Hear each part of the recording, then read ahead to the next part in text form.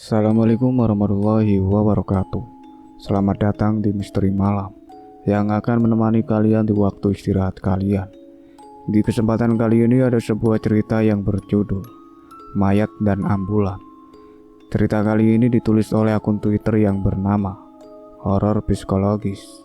Untuk kalian yang ingin membaca langsung ceritanya, kalian bisa kunjungi linknya yang sudah saya sertakan di kolom deskripsi. Daripada kalian penasaran dengan cerita ini, mari kita masuk ke ceritanya.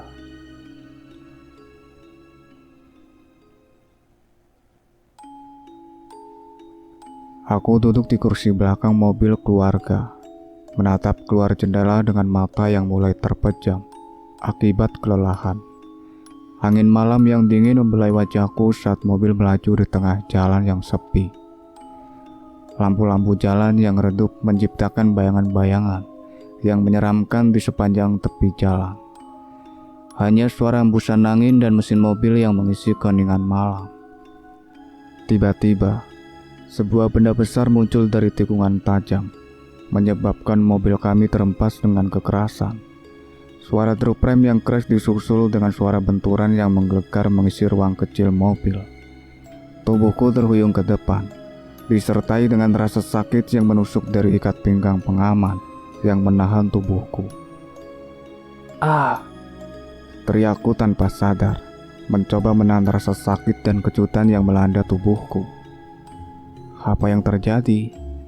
tanya ibuku dengan suara panik, mencoba mengendalikan mobil yang sudah hampir kehilangan kendali.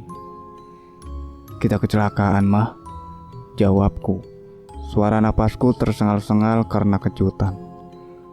Meskipun keadaan di dalam mobil sudah cukup gelap, tetapi suasana di luar semakin gelap dan menakutkan. Cahaya lampu-lampu mobil yang berserakan memenuhi pandangan mataku, membuatku terjaga dari pingsan.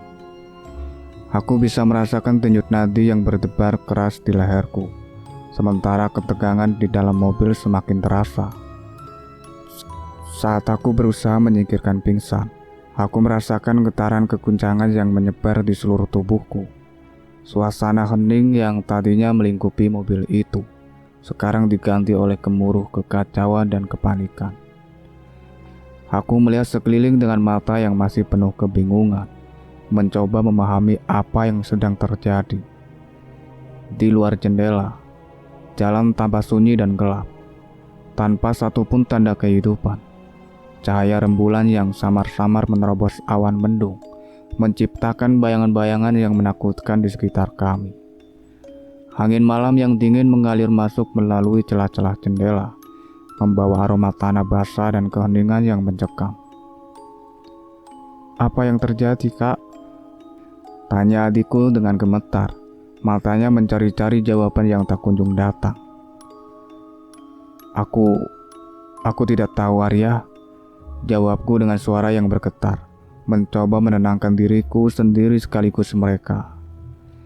Tetapi, ketakutan semakin merayap di dalam diriku ketika aku menyadari bahwa mobil ini tidak biasa. Kursi-kursi yang biasanya terisi oleh pasien yang membutuhkan pertolongan darurat, kini kosong. Tetapi kesunyian di dalam mobil tidak seperti kesunyian biasanya. Ada kehadiran yang aneh. Sesuatu yang tak terlihat namun terasa begitu kuat. "Kita harus mencari cara keluar dari sini," kataku dengan suara yang berusaha tetap tegar.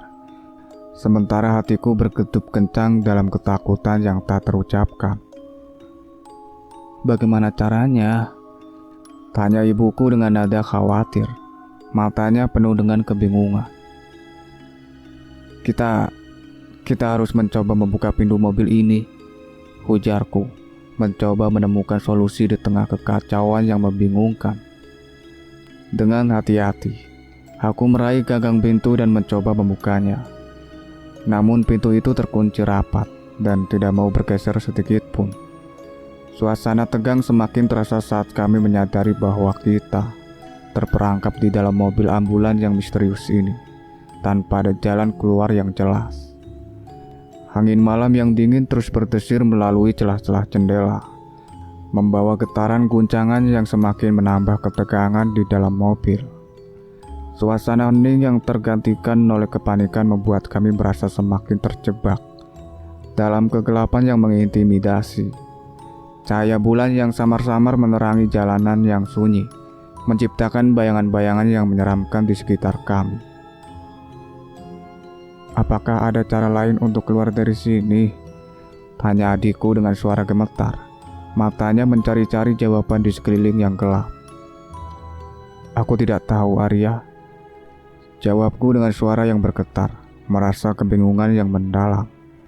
Tetapi sebelum aku bisa melanjutkan pikiran, ibuku menyadari sesuatu.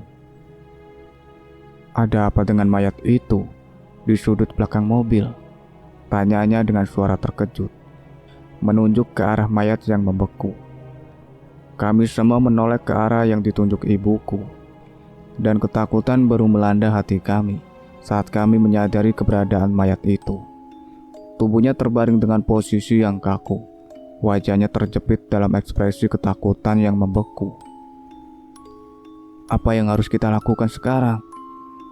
tanya ayahku dengan suara yang terdengar gemetar. Aku merasa sesak saat mencoba memikirkan jawaban yang tepat.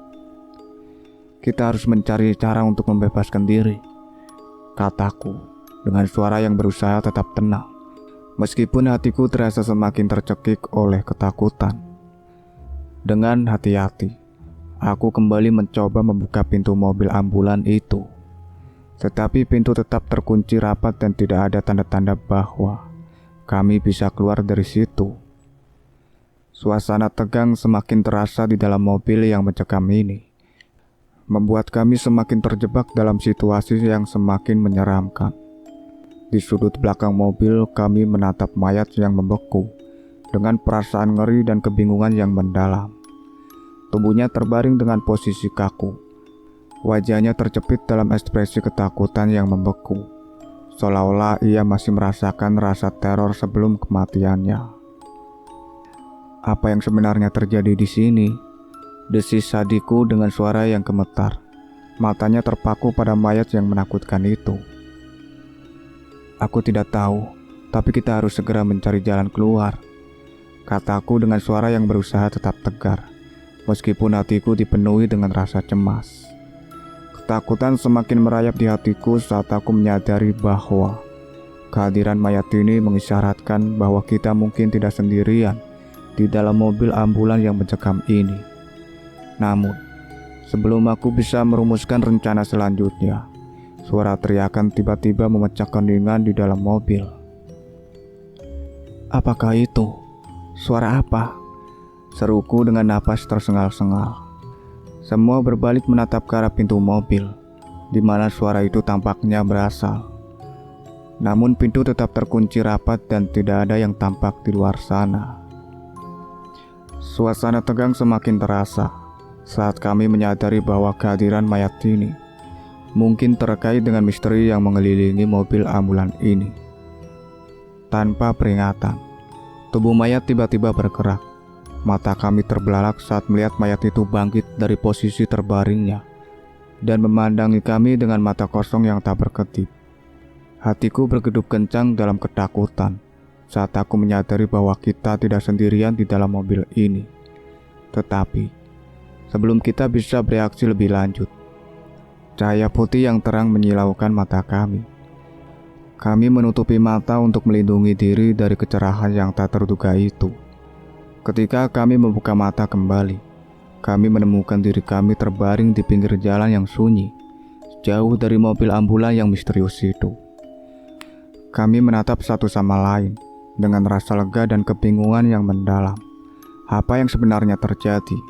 Apa semua itu hanya mimpi buruk? Ataukah kami benar-benar terjebak dalam pengalaman yang tak terlupakan ini? Meskipun pertanyaan-pertanyaan itu terus menghantui pikiran kami, satu hal yang pasti, kami telah lolos dari kengerian yang mengintai di dalam mobil ambulan itu.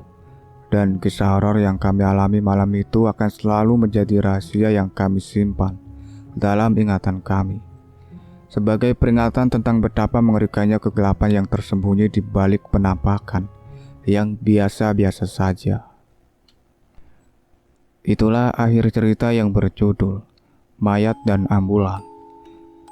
Terima kasih banyak untuk kalian semua yang sudah setia mengikuti cerita ini sampai selesai. Nantikan cerita-cerita terbaru lainnya dari kami. Saya akhiri, wassalamualaikum warahmatullahi wabarakatuh.